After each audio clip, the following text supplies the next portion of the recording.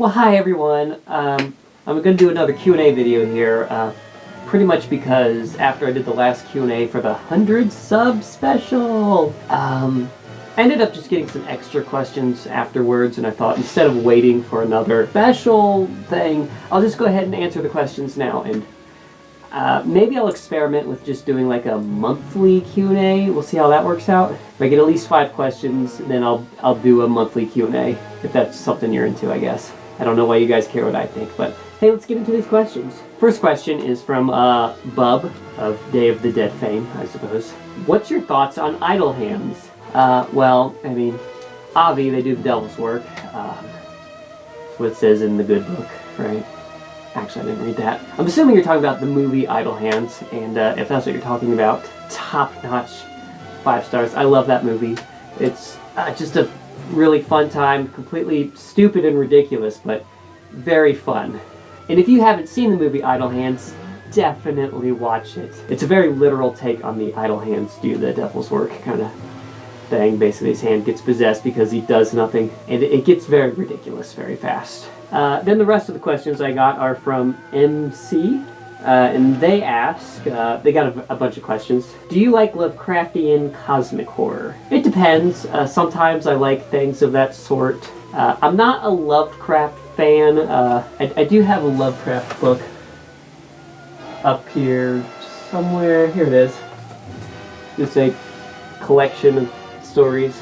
I read all of this, and I don't know, for some reason it just didn't really, wasn't digesting it very good. I don't know if it has something to do with the way he writes or whatever, but I don't know. I wasn't very into it, so not a huge Lovecraft fan, and it has nothing to do with his, you know, just shitty takes on things, because he was not a great dude. Maybe I'll get into it someday. You know, I always like to give things another try. Like, I hated the Blair Witch Project when I first watched it. Then I watched it again years later, still didn't really like it. And then the last time I watched it, I had a little bit more of an open mind, and I was like, I want to really try and just enjoy this for what it is. So eventually, you know, I can, if something is good, I'll warm up to it, I guess, is the point. Could you review every single horror movie? No. I'm gonna say no. What would be your own custom zombie apocalypse survival loadout of your choice? And would you make a video cosplaying your loadout? I'm not totally sure what that means exactly. I feel like I might be missing something here. I'm not real hip to the zombie apocalypse stuff. It's not my favorite genre, to be honest. I mean, I like some of them, but I'll just move on to the next question. What movies traumatized you as a kid, and could you make a video about that? I probably could make a whole video about that if you guys are interested. So I'll just kind of give an overview of some movies that kind of hit pretty hard when I was younger. Fly 2 is one that comes to mind, the sequel to the Jeff Goldblum movie. Curse of the Werewolf by Hammer.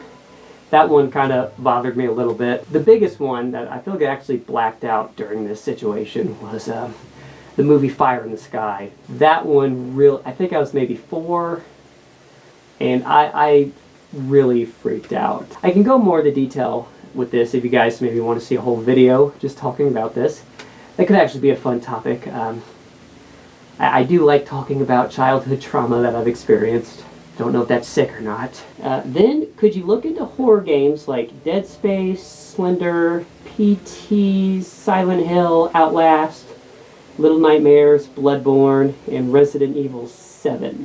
I mean, I could try eventually. I periodically try to kind of look into video games, but it is very over my head. Like, I'm almost like scared to like spend money on anything because I don't really know what I'm spending money on. And I mean, in theory, I guess I can try anything. So we'll just say maybe to that. Could you give a verdict/score for each movie you review? I mean, I suppose I do kind of do like a rating system. I don't know what else I could do. I like usually do like a scale of like 1 to 10. I think because it's been a while and I forget what I do. I don't know. Maybe you want to elaborate more on that. I can always looking for pointers to better the content.